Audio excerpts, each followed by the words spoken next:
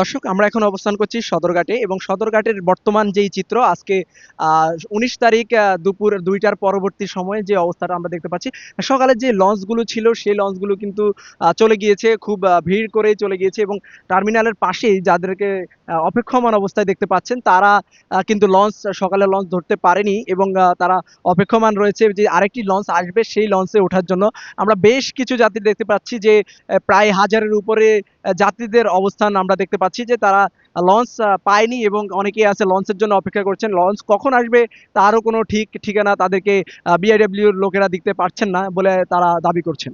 যারা আছে তাদেরকে জিজ্ঞাসা করছি, তারা বলছে যে লঞ্চ আসবে, তার জন্য আমরা এখনো অপেক্ষা করতেছি। এই সর্বোচ্চ 1 ঘন্টা। হ্যাঁ, এর আগে লঞ্চ ছিল কিন্তু এসে পাই নাই। এখানে আসছি ঠিক একটার দিকে, আইসা একটা লঞ্চ পাই না হাতিয়ার। আর বাড়ির যাওয়ার উদ্দেশ্য ছিল, এখন লঞ্চ আসে কিনা জানি না।